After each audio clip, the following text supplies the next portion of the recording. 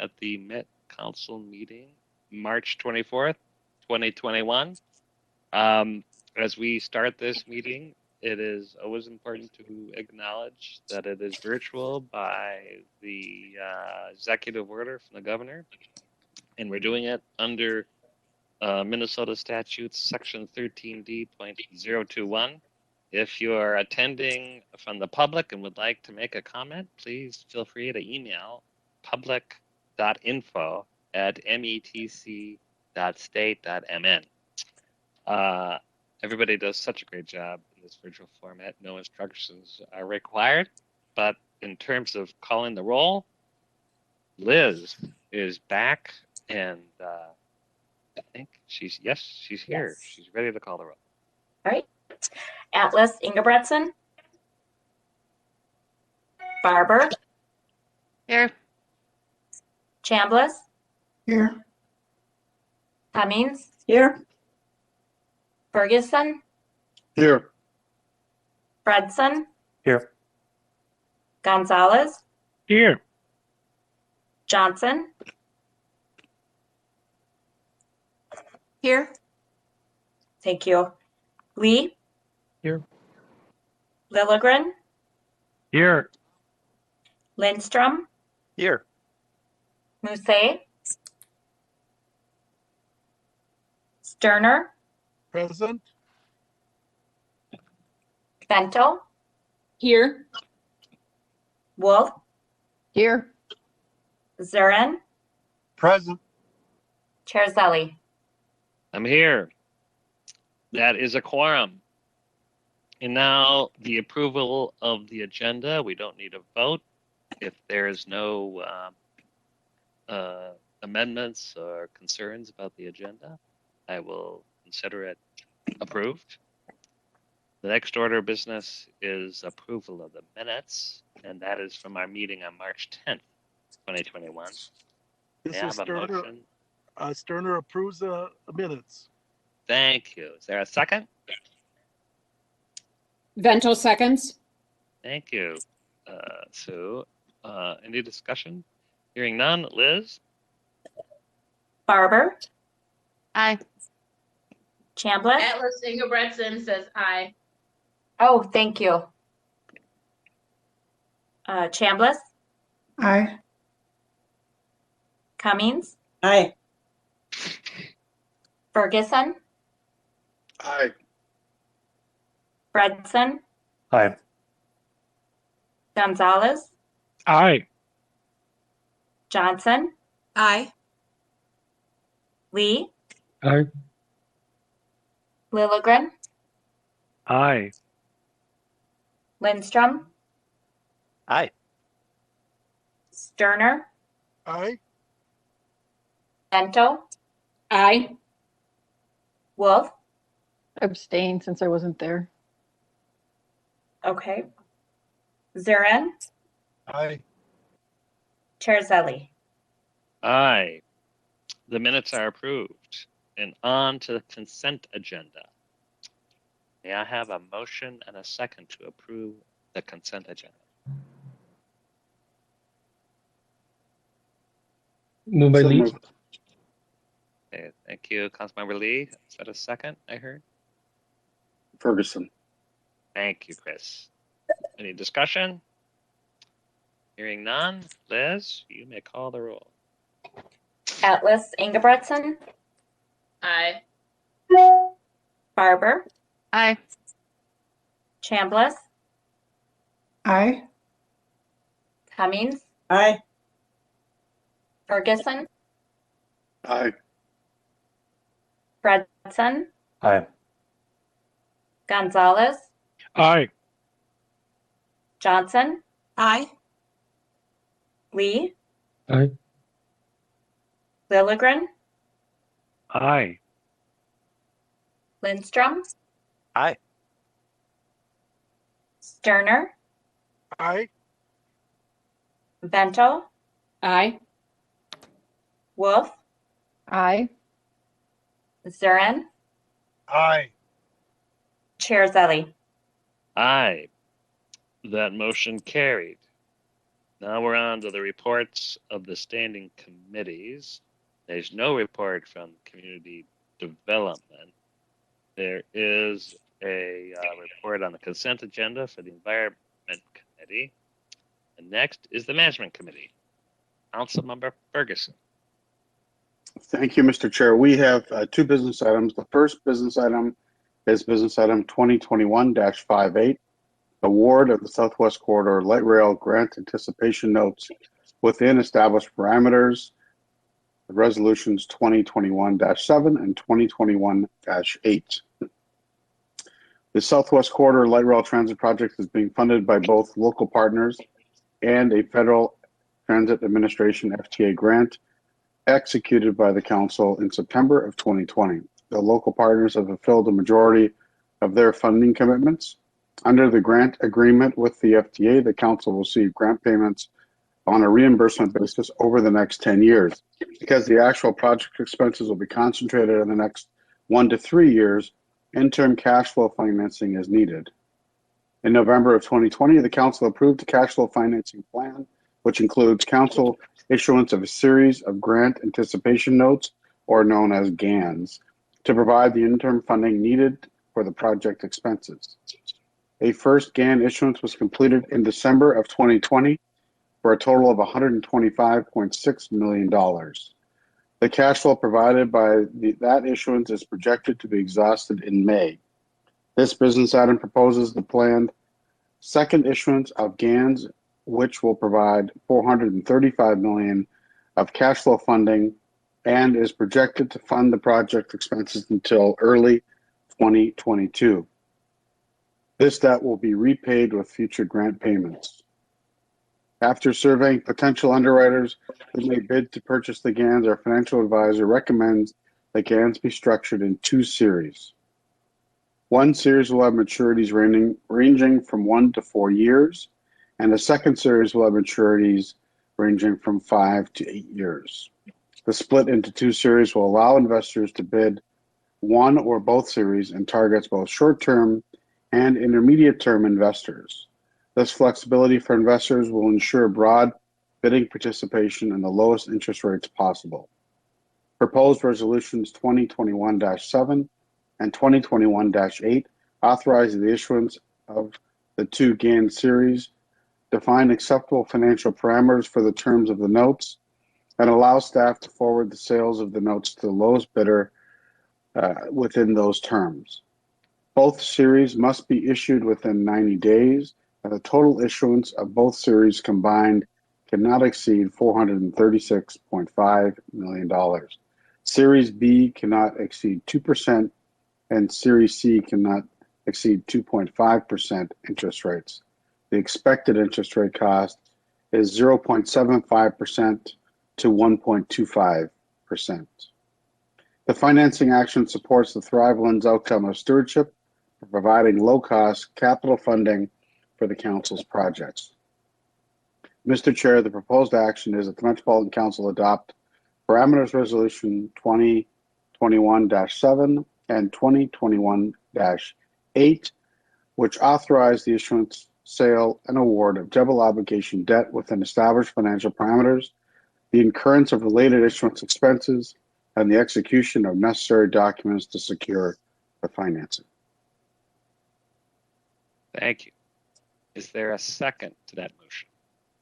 Johnson seconds. Thank you, Councilmember Johnson. Those are low rates. Any discussion? All right, Liz, you may call the roll. That list, Ingebretson, Aye. Barber, Aye. Chambliss, Aye.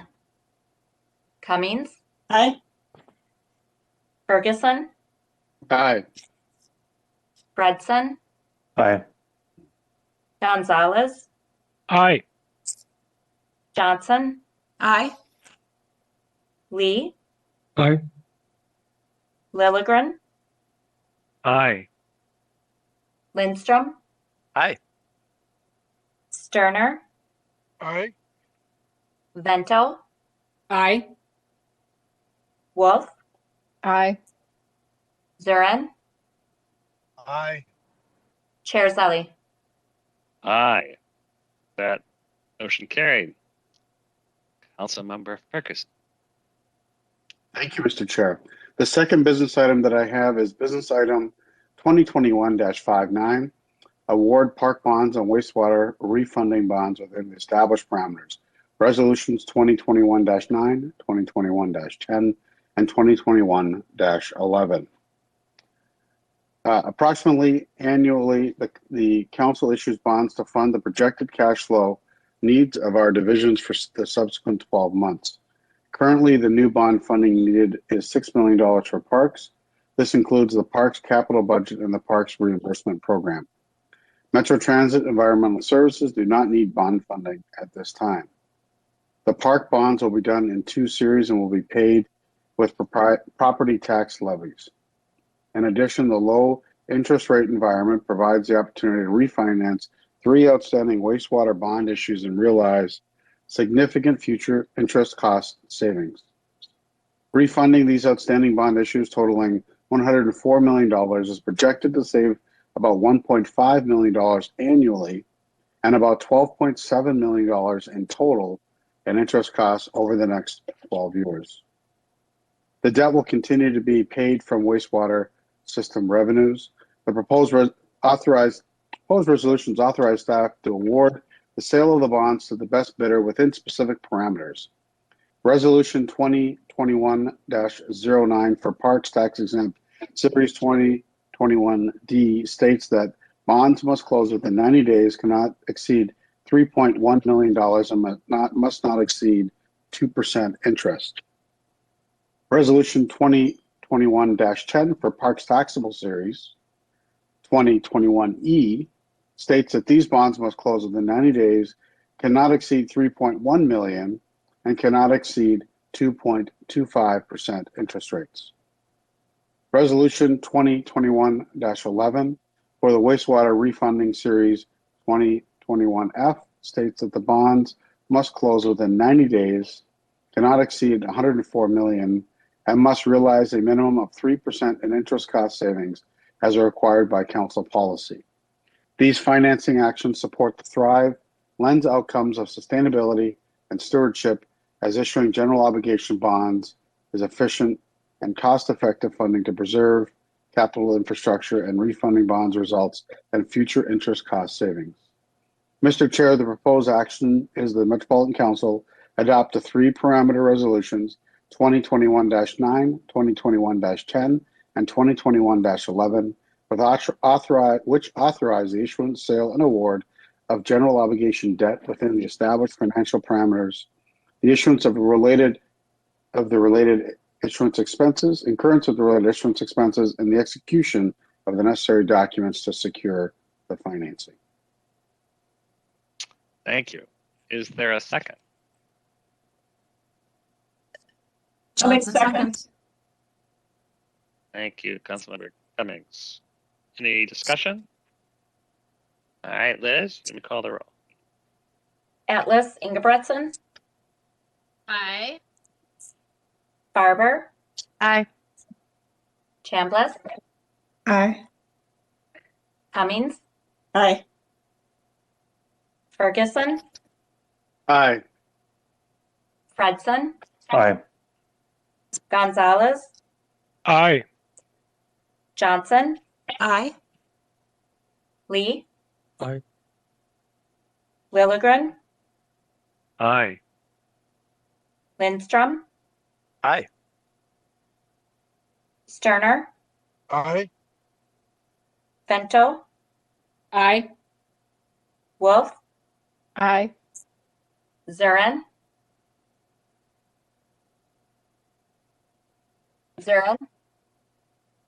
Aye. and Chair Zelli. Aye. That motion carried. Thank you, Management Committee. And on to the Transportation Committee. Councilmember Barber. Thank you, Mr. Chair. We have 5 items for your consideration this evening. So, Mr. Chair, council members, business item number 2021-50 is an incoming funding grant from the Dakota County Regional Railroad Authority for the Metro Orange Line BRT capital project.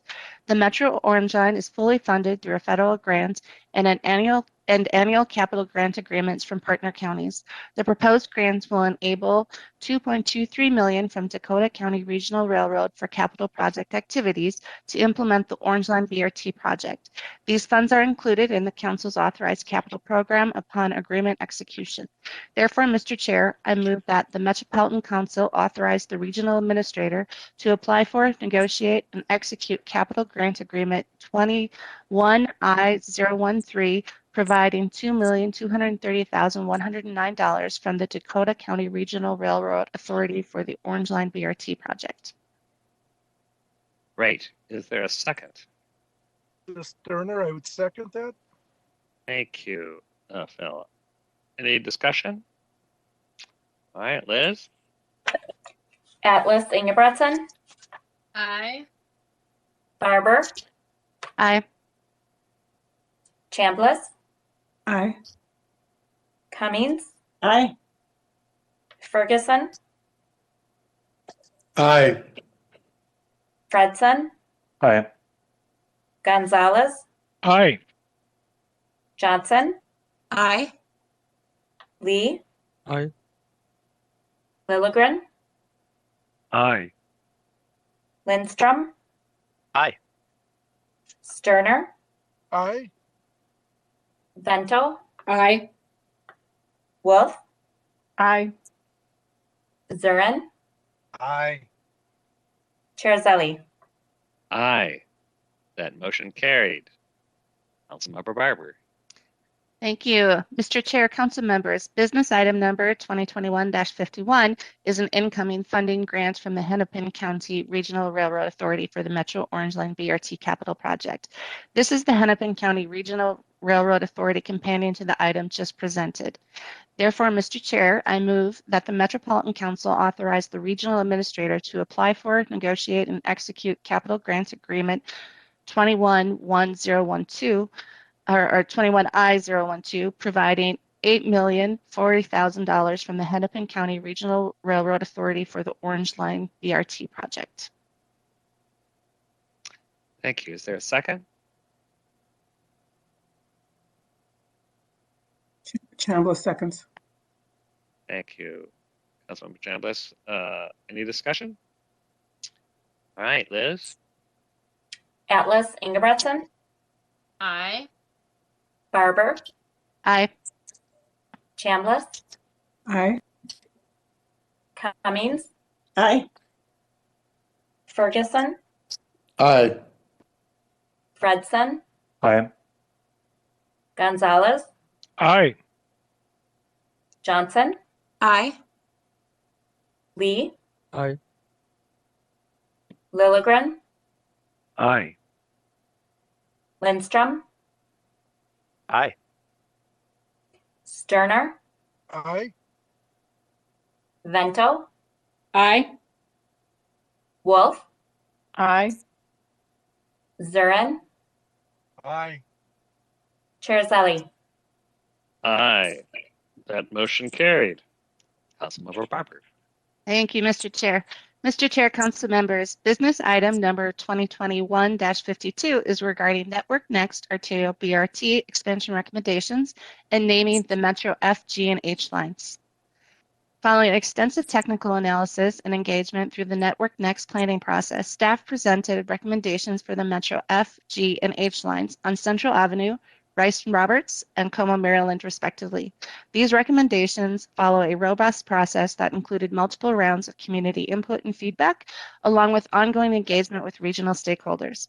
Council actions on these recommendations will establish priorities for the F, G, and H lines, allowing for funding to be pursued, advancement of project development, and coordination with local infrastructure projects. Therefore, Mr. Chair, I move that the Metropolitan Council adopt the recommendations for arterial BRT expansion resulting from Network Next, naming the Metro F line, Central Avenue, G line, Rice Roberts, and H line, Como, Maryland. Thank you. Is there a second? Vento seconds. Thank you, Sue. Any discussion? Yes, Councilmember Barber. Thank you, Mr. Chair. I know many of you have heard me praise our staff on this item several times before, but the amount of work that they were able to do to advance the RTO BRT program during the time of COVID-19 is very, very impressive. And it's so nice that we have plans going forward. And when you start looking at the maps, you're starting to see a real connected network, and you can see the impact that this planning is having on the region. So thank you to our staff. Thank you for those comments, and it is the future. A lot of work into this resolution. All right, Liz, you may call the roll. Atlas Ingebretson, Aye. Barber, Aye. Chambliss, Aye. Cummings, Aye. Ferguson, Aye. Fredson, Aye. Gonzalez, Aye. Johnson, Aye. Lee, Aye. Lilligren, Aye. Lindstrom, Aye. Sterner, Aye. Bento, Aye. Wolf, Aye. Zurin, Aye. Chair Aye, that motion carries. Councilmember Barber. Thank you, Mr. Chair, council members. Business item number 2021-69, same week, is to request for the council to authorize the regional administrator to award and execute contract 19P385A with ASC Acquisition Company DBA Albrecht Sign Company for the fabrication and delivery of station pylons for BRT and enhanced bus stops at a cost not to exceed $2,010,710 with options for future purchases. The pylon is a signature BRT station marker with the capability to provide real-time transit information. It's purchased by the council and provided to the construction contractor for installation. The new finished goods contract will include a base funded order for 70 pylons and 2 horizontal signs, plus future options for up to 231 additional pylons and 6 additional suspended horizontal signs over a 5-year contract horizon. The base order consists of 68 pylons and 2 suspended horizontal signs for the D line and 2 pylons for enhanced bus stops on Lake Street at I-35W. The IFB was advertised on January 22nd, 2021. Bid opening was held on February 23rd, 2021. Of the 2 bids received, Albrecht Sign Company was selected as the apparent low bidder. The Office of Equal Opportunity did not send a DB Eagle for the contract. Upon procurement, Albrecht Sign Company was the lowest responsive and responsible bidder and is being recommended for the award. Pylon installation will occur through the D-line construction package, which includes a 15% DBE commitment. Therefore, Mr. Chair, I move that the Metropolitan Council authorize the regional administrator to award and execute contract 19P385A with ASC Acquisition Corporation, DBA Albrecht Sign Company for the fabrication and delivery of station pylons for BRT and enhanced bus stops at a cost not to exceed $2,010,710 with options for future purchases. Great, thank you. Is there a second? Wolf seconds. Thank you, Wendy. Any discussion? Councilmember Barber. Thank you. You're probably tired of hearing me talk, but I just wanted to say, if we look at what we have, the actions we've gone through tonight, and this one will be the next one, we've made significant actions on the orange line, F line, H line, and now the D line. So it's, these are some big things when we look at sort of our transit planning into the future. So it's a big night for the Transportation Committee. Well said. All right, Liz, please call the roll. Atlas Ingebretson, Aye. Barber, Aye. Chambliss, Aye. Cummings, Aye. Ferguson, Aye. Fredson, Aye. Gonzalez, Aye. Johnson, Aye. Lee, Aye. Lilligren, Aye. Lindstrom, Aye. Sterner, Aye. Bento, Aye. Wolf, Aye. Zurin, Zurin,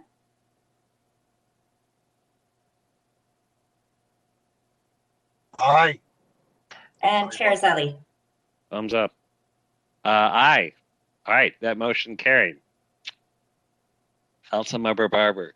Thank you. One more. Mr. Chair, council members, business item number 2021-70, same week item, is to adopt the federal performance measure targets as required under MAP 12 and the FAST Act.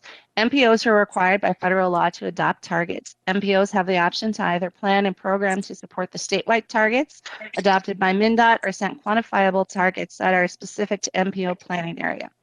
MnDOT adopted targets October 1st, 2020, and we must adopt our targets by March 30th, 2021. Similar to past years, this action recommends the following. We concur with the adopted MnDOT pavement and bridge interstate performance measure targets and non-interstate bridge target.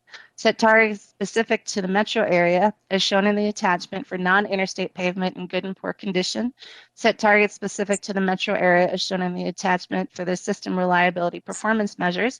This is due to the significant difference between reliability within the metro area and greater Minnesota, and concur with the MnDOT congestion mitigation and air quality performance targets. Therefore, Mr. Chair, I move that the Metropolitan Council adopt the pavement and bridge conditions, system reliability, and CMAQ performance measure targets. Thank you. Is there a second? Second by Sterner.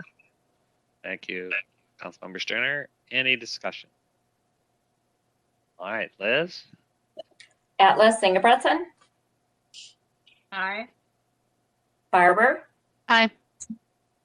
Chambliss, Aye.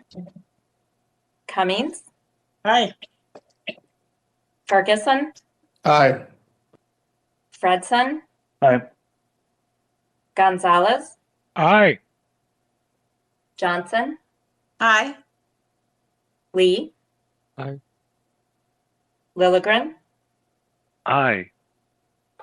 Lindstrom, Aye. Sterner, Aye. Bento, Aye. Wolf, Aye. Zurin, Aye. Chair Zelli. Aye, that motion carried. Thank you, and thank you for taking all those really important votes for all that great committee work. We're on to two more. This is other business, and it really relates to appointment to the MPOS Commission. This is the Metropolitan Parks and Open Space Commission, and this is filling 5 open commission seats that came up due to expirations of the terms. Includes representatives from council geographic districts A through D and the at-large seat. You know, MPOS is, as you know, helps the council develop a long-range policy plan, reviews park and trail master plans for consistency with these policies, and additionally, they review and advise the council on acquisition and development program and includes funding priorities for regional parks and trails. And I see Councilmember Atlas Ingebretson has been so engaged with MPOS and rightfully feels proud of their great work. So these are important, and we had a lot of applications, and we promoted these openings. I think many of you did, other communication channels, other partner organizations. So we had 30 applicants, all excellent. And I want to especially thank Councilmember Atlas Ingebretson, but also MPOS member Todd Kemery, Eric Weiss from the Trust for Public Lands. They all served as a nominating committee. That was a lot of work. You reviewed applications, they did final interviews, and then they're making recommendations to me, which I was very happy to accept. So, is there a motion to approve business item 2021-64, the Metropolitan Parks and Open Space Commission appointments of Tony Yaruso, Monica Dillenberg, Bob Moeller, Kana Yang, and Asata Brown to the impasse for a 4-year term ending January 1st, 2025. So moved. Atlas Ingebretson. Is there a second?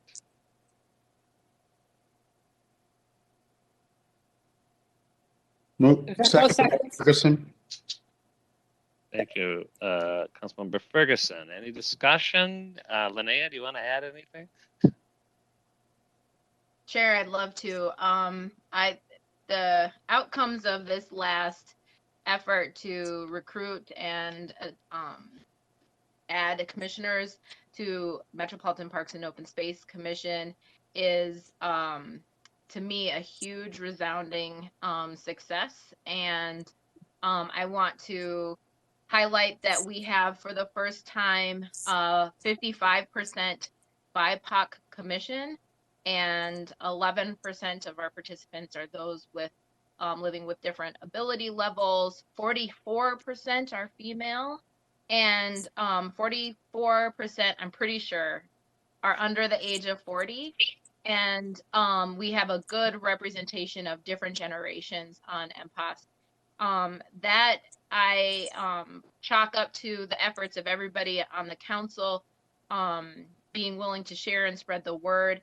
A lot of effort went out into reaching different groups and talking about the value of this work and helping people understand how it connects to parks, demystifying, if you will, the difference between local, regional, state, and others. Parks are parks to people. And also really want to shout out to our staff, to Katie Driscoll and to Emmett Mullen, for being really flexible and being willing to change when we recruit the timeline so that it's not happening over the month of December. And so I think just some really good takeaways for how we can actually work to make meaningful inclusion and increase diversity and inclusion on our commissions, boards, and other committees. And as you said, I want to also recognize and thank Tom and Eric for their time doing this. It sometimes can take a lot, and we were recollecting back to last year when we were still sitting at a table, and it was about this week last year, and the next week everything shut down, and so it was a big change in how we went about doing things, but we're still making work happen all the time. I also want to just ask all of us to keep Tony Russo in our thoughts. Tony has been just a gift to the commission. He is really just amazingly able to recall and think at great detail about all of our work. And it seems like every single park in the metro area, he understands and knows the boundaries and the contents of. I'm not sure how, but Tony suffered a loss in the last 2 weeks. And I just want to just recognize him for his service and his commitment. He was willing to continue on as chair. As a young person in our community, he's really been a gift to us all. And so if people can keep Tony in their thoughts, we'd really appreciate it. And he is continuing with us. So thank you for allowing me to share a few thoughts about this work. Well, thank you, and I really appreciate your sharing that information. And kudos to you and Tony and Eric and Tom. I mean, for the great result. The great outcome. Because it's one thing to be talking about these goals, it's another thing to actually achieve them, and so that'll make a difference. So great work. Any other comments, questions? If not, we're ready to take a vote. So Liz, please call the roll. Atlas Ingebretson. Aye. Barber. Aye. Chambliss. Aye. Cummings. Aye. Ferguson. Aye. Fredson. Aye. Gonzalez. Aye. Johnson. Aye. Lee. Aye. Lilligren. Aye. Lindstrom. Aye. Sterner, Aye. Bento, Aye. Wolf, Aye. Zurin, Aye. Chair Zelli. Aye. Well, that motion carried. We're on to item 2021-76, which is the co-chair appointment to the Equity Advisory Committee. We really had great fortune to talk about this committee and to hear from this committee. And now we are actually filling a position currently held by Nalima Sitata Munenya.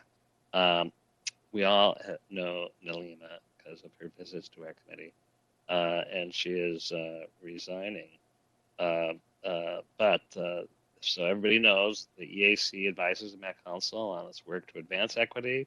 After notifying the committee of an opening, the co-chairs reviewed 2 letters of interest from the current members, and the current co-chairs reviewed the applicants' information in view of the evolving role of the EAC, and they made their recommendations to me, which I was happy to accept. I want to just especially call out another thank you, which we have to her directly, but wonderful work of Nalima, and her tireless and dedicated service. She really did put a lot of time and passion into this work. And thank you, Francisco, for being a co-chair with her.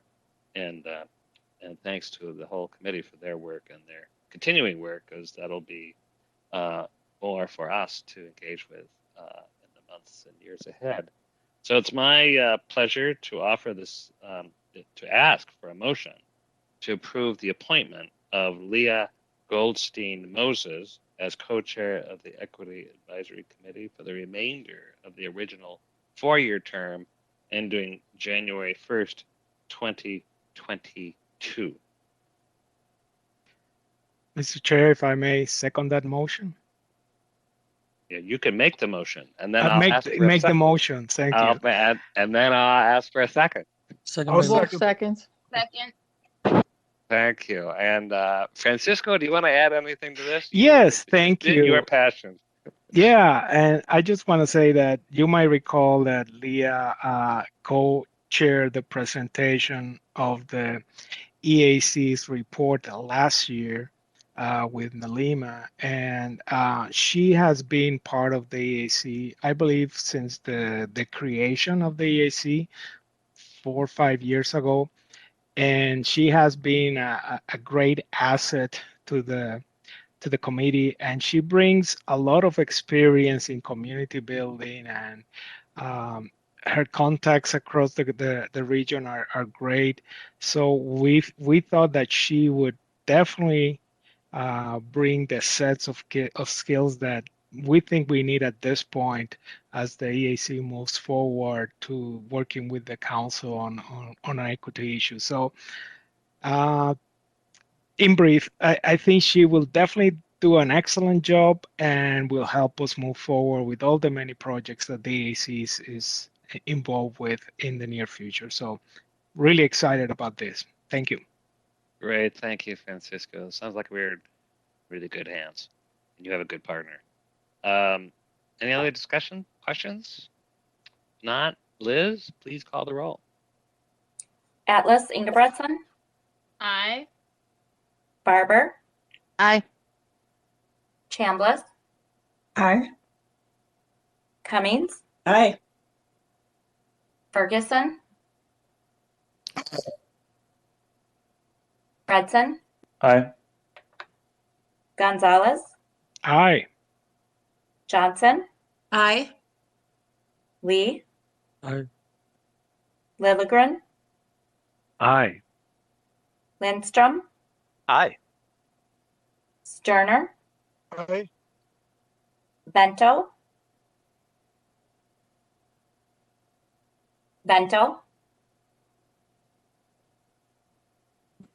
Aye. thank Sorry. you. Wolf, Aye. Zurin, Aye. Chair Zelli. Aye. Well, that motion carried. On to our final information item for the day. It is on the Metro Orange Line project, and presented by Charles Carlson and Derek Berube. And I have to say, I have seen this project from all sides as a citizen, from MnDOT and now from Met Council. It is the end is in sight, and it's very exciting to hear this update. So I've been looking forward to it. So we're going to hear from Charles and Derek.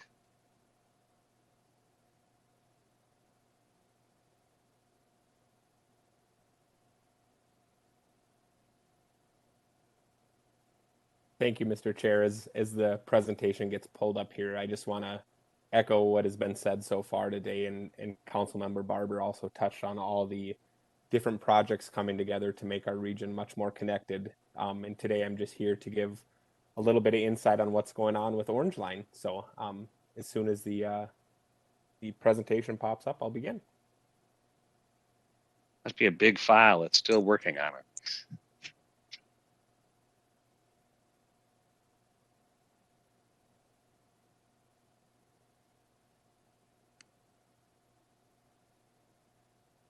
Derek, did we lose you? We lost the. I am still here. Yeah. Yep. You're still there. Good. There we go. There it is. It's up. Perfect. Excellent. So again, thank you, Chair and Council members. Very excited to be here to share this presentation today.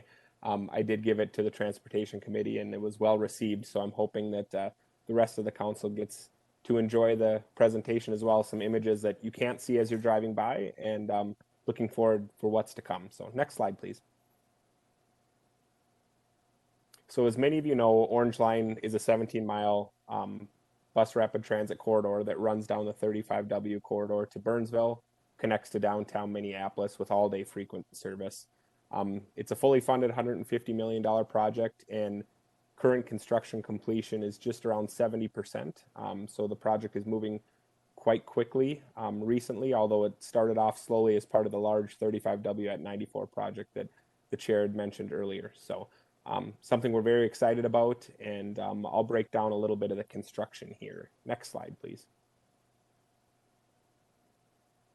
So many of you that have been through south of downtown within the last 4 years, roughly, there's been a large MnDOT project that Chair Zelli mentioned at his time while at MnDOT, but that project also has multiple Orange Line items within it and features. So one of them is this new, as shown on the right here, 12th Street bus-only ramp into and out of downtown Minneapolis.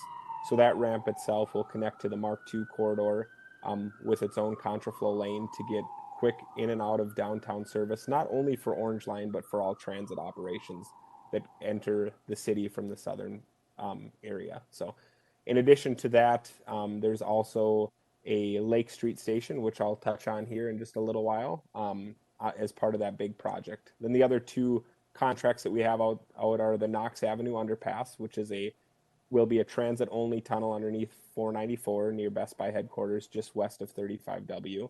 In addition to the transit tunnel, there is also bike and ped connections that connect an area that's fairly underserved for the bike and ped community, but that'll connect Richfield and Bloomington. And lastly is the Orange Line stations, which is the stations that our riders will utilize to get on and off of our Orange Line buses. So next slide, please. So this slide I like to show, and I know Charles does as well. The right side is what our bus stop used to look like at Lake Street and 35W.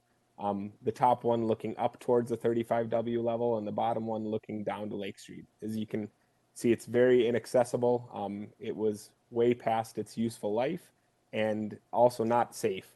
The riders that would be sitting along 35W up in that little shelter up in the top didn't have much protection from the traveling public on 35W. So the left side, the top, shows some of the renderings of what that Lake Street station was planned to look like during construction.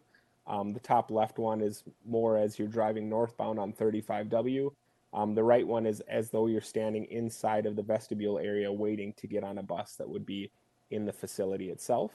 The image on the bottom shows what present construction was a few weeks ago out there. You can see crews installing the glazing on the facility, the glass, and they're actually in the the piece of equipment that's sitting on future northbound. So the vehicles on the top left is roughly where those workers are sitting and working on installing the glazing for our facility. Next slide, please. So again, here just kind of a time lapse with this slide and the next one as well, showing what has occurred over the last year out there at the Lake Street Station, because things have been moving quickly. So the image on the left is a crew with a bidwell setting the concrete for the actual bridge itself. Now this is our transit bridge that all our buses will operate out of. And the image on the right is a few workers using the chute to get concrete in and vibrating it down into place into all the steel out there that will hold up our facility. So next slide. Here is an image of roughly the same area as best as we could get from what's out there now, looking at the overnight deck board to what we see today. So you can really tell a lot of work has gone in. The image on the right shows facing towards downtown. The right side of that is where all northbound transit buses will access the facility. On the right side is where people will board going into downtown, and on the left side is where people that are leaving downtown will board. And the left image just shows a little closer up view of what that loading area will look like when our riders are out there. Ultimately, there will be some real-time sign information out there and just some more amenities that our riders are used to seeing. Next slide, please. So here is a few different snapshots of what the Lake Street level looks like. On the left side, that would be as a rider or passenger would be coming up into the 35W level. So if you're using the stairs, you're able to get up there that way to get onto a bus. Or on the right side, you can see on the left half of the right side, you can see the elevator pit that's running up to the 35W level. But you can also see the grand staircase that will bring riders up. As you're walking up that staircase, if your ultimate goal is to go northbound, you would take a right at the top of that staircase and wrap around roughly to the image on the left. If you're looking to go southbound, you'd take a left at the top of that staircase, and it would bring you around to the southbound side. So that again is Lake Street level. The plaza space that's being built down there is over an acre in size. It's much larger than what we had before down there. On Lake Street, if you recall, it was a small little bridge down there, but it's more of an inviting space with a connection to the greenway. So riders, bikes, peds that use the greenway will be able to head right up that location and get into our Lake Street station that way as well. So next slide, please. So this image I wanted to share a little bit. Now we're moving on to down the line a little bit to the Knox Avenue Tunnel underneath 494. So this image on the left was taken in the summer of 2020.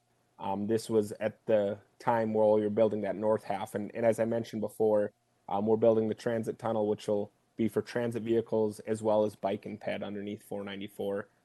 We'll have a station right outside of Best Buy headquarters, as well as another one right in the Penn American District down in Bloomington. So utilizing this tunnel itself will actually save 10 minutes from our current routing around 76 to 82nd, which we're currently doing now. So a big time save, not only for our riders, but for our buses as well. And it's also built to accommodate future conditions that are planned at the 35W and 494 construction area. So when that one starts construction with a MnDOT project, there won't be any impact to our service here. With this tunnel, we'll be able to utilize what we built. So the left side again is the summer of 2020 construction, and it shows what crews were doing last year. And the image on the right shows a final condition looking south towards Bloomington. Next slide, please. All right, the image on the left here again shows more of that construction of the northbound that was happening last year in 2020. But I also like to show the top right image, which is a little bit smaller, that shows that north half of the construction complete. So if you've been down in that area, you'll notice now that you're driving on, if you're heading eastbound, you're actually driving on old westbound 494. And westbound 494 traffic has actually moved to the north half of our tunnel that we constructed in 2020. So what that's doing is that's allowing our contractor to start work on the south half, and that's what they're doing currently. Originally in the plans, and talk about coordination and communication between groups, MnDOT had required us to put traffic back to its original state through the winter.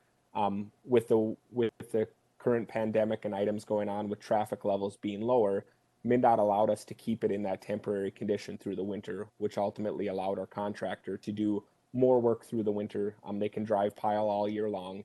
They were able to do that on the south half of the tunnel and actually expedite the schedule a little bit to get some of that construction done early. So the top right image is an image with that north half of the tunnel complete. And as I mentioned, with the 35 and 494 construction in the future, you can see roughly where that would touch down, which is where where westbound traffic is currently on now. The bottom right is an image inside that tunnel. Again, that's the tunnel where our buses will utilize, but additionally, bike and ped will be in there too. Next slide, please.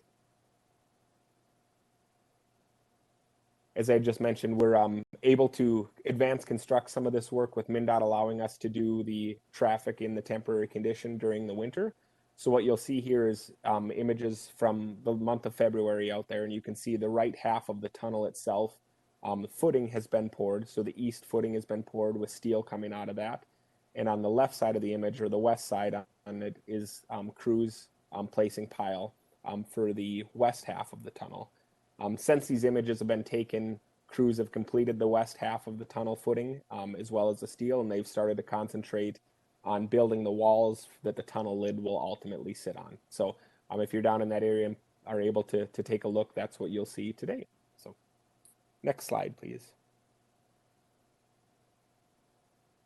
The final package that I'll talk about is the stations package. And again, this is the package that our riders will see and appreciate on a daily basis as they're getting into our facilities. On the left side, you'll see some of the utility work that was required. These two images are both at the same location at the southbound Knox American station that we have planned there in Bloomington. And you can see crews digging around a significant amount of utilities. So just some of the things that contractors are up against during construction. But you can see on the right side, the footings and the foundations and the wall stems for our shelter at that location have been poured with the sidewalk behind it as well. And that's ultimately where that station will be located. Next slide, please. This slide shows our 98th Street, and for those on Transportation Committee, I updated and added a few new slides with some exciting things that have been happening out there lately. You'll see our 98th Street, which is connected to the South Bloomington Transit Center. The location on the left side shows the lighting that'll be a plaza space in between both northbound and southbound shelters. And then the image on the right actually shows some of our shelters being built. So that's something that we're really excited to see. That steel just came in within the last 3 weeks, and crews have started to erect that steel out there. Once they're done on 98th, they have plans to shift down to Knox and American in Bloomington, and they'll work their way throughout the corridor. So just some neat images. And of course, this image on the right was taken just after a snowfall, because they usually seem to be, when you want to get a good image of a facility, it always happens during snowfall. So next slide, please. We also wanted to throw in this image here of 66, and you could see it a little bit in the previous slide, but this is really what the final stations will look like out there. Much like a few of the LRT stations, it has a lot of those features of our metro lines, and something that our riders are used to seeing throughout our system, but will be pretty impressive when it's all said and done, and something, again, we're very excited to see happen. So, again, this is 66 in Richfield. Next slide, please. One thing we always like to talk about during our construction updates is DBE participation that we have as part of our projects. So anytime you drive by Lake Street Station, you can see all the large, massive amounts of steel.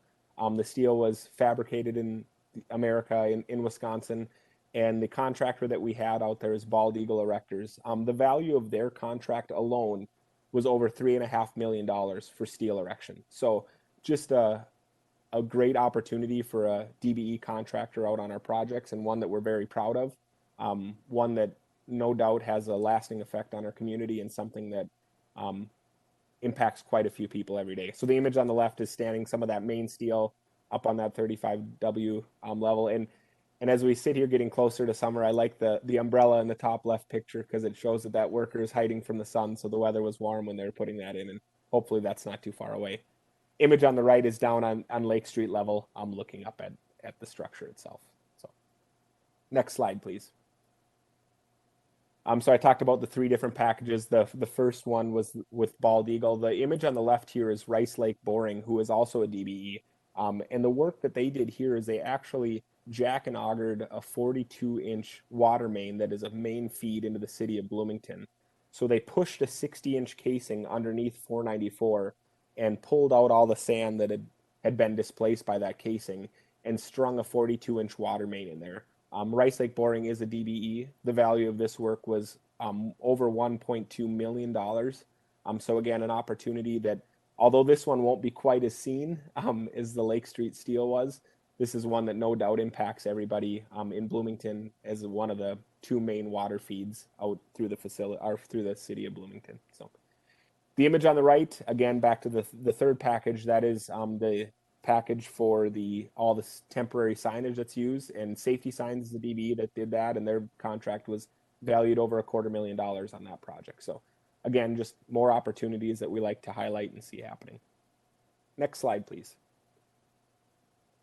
So kind of next steps, what's planned? 2021 construction, everything is planned to be completed in 2021 with a revenue service date coming up in December of 2021. So very exciting stuff. Again, as mentioned here, completing the shelters with the steel placement and really ongoing testing, commissioning, and bus route training and stuff throughout the coming months through the rest of this year. For the Knox project, completing that tunnel, getting the roadway ready, lighting, communication, and just some landscaping and restoration. So hope is to get that one done ahead of schedule originally and get our operators and operations out there. So next slide, please. With that, I'll gladly take any questions. We went through this, quite a few images. I know the presentation is saved on the website as well. Feel free to reach out to myself, Charles, others, if you have any additional questions. It's really fun to share these stories and fun to see it go through. And again, credit to everybody on our team that's put in the time to get us to where we are today. And look forward for a final update as we get ready into revenue service with Orange Line. So with that, I'll stand for any questions, Chair. Great, thank you, Derek. Great presentation and great pictures. Questions from anybody? Thoughts?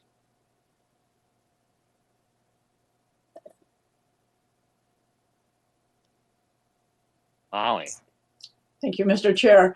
Thanks, Eric, for that presentation. It's just terrific. It's just, and as has been said several times, it's so exciting to get to the finish line with these projects and to see them just about to cross the finish line.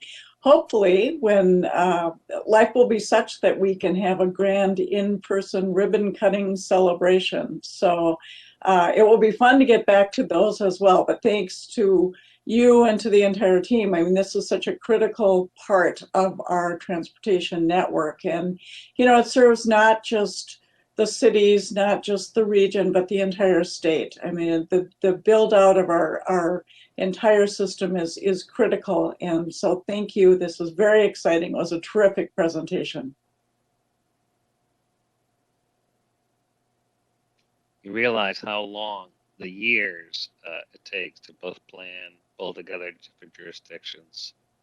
And I'm learning engineering is the small part, even though that seems incredibly dramatic. But I remember when we got the grant for opening up Marquette Avenue and some of those express lanes. That was back when the bridge fell down. So what year was that? That's kicks us all back.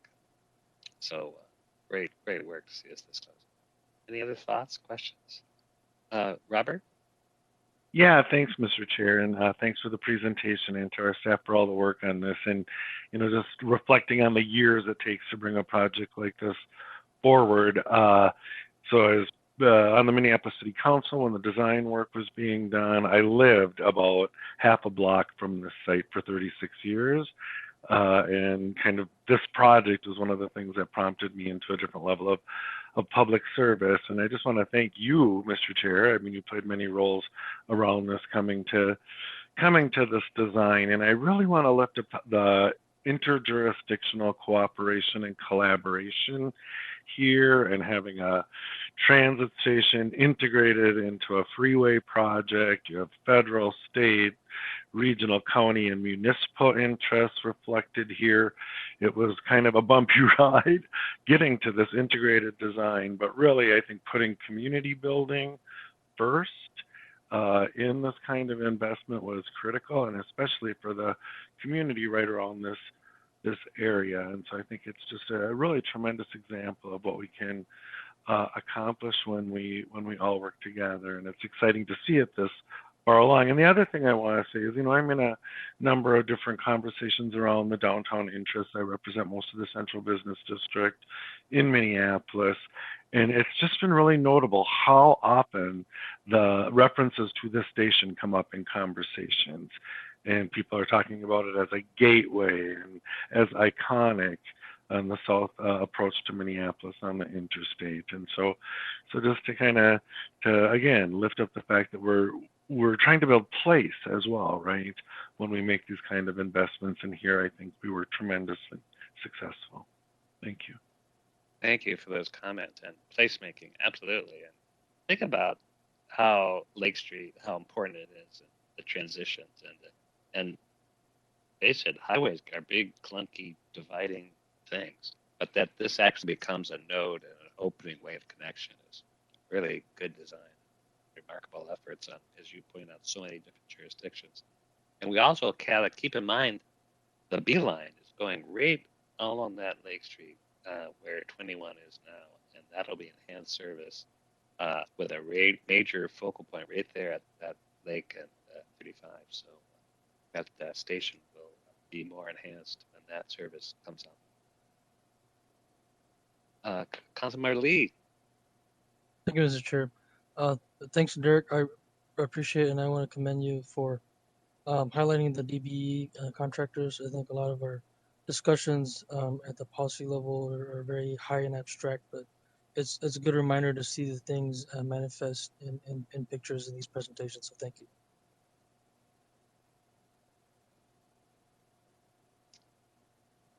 Anybody want a last question, word? All right, well, Derek, thank you so much. And Charles, we really are looking forward to that in-person ribbon cutting. I think Sue Ventos promised it, so we're going to do that. And somehow coming up before we know it. This brings us to the end of the meeting. Are there any reports that anybody wants to offer, share? The rain has stopped. How about Mary? Anything you'd like to share today? Hello, Mr. Chair. Just a little update on our COVID vaccinations. I think I mentioned last meeting that we were opening up 1B and we were in line to get vaccinations. And as of yesterday, I think we have 38% of our Metro Transit operators who have signed up for their appointment. So we are moving along. Great. That is huge news. Anne, any comments? No report for me, Mr. Chair. Thank you. All right. Well, I can safely say this is the day after my second shot, and even though I had chills and brain fog, I've got through it. It just shows it actually isn't that devastating, and I'm really thrilled. So get out there and get that, and I look forward to seeing you all around. And thank you for the meeting. And this meeting is adjourned. Thanks, everyone. Good to see you. Thank you.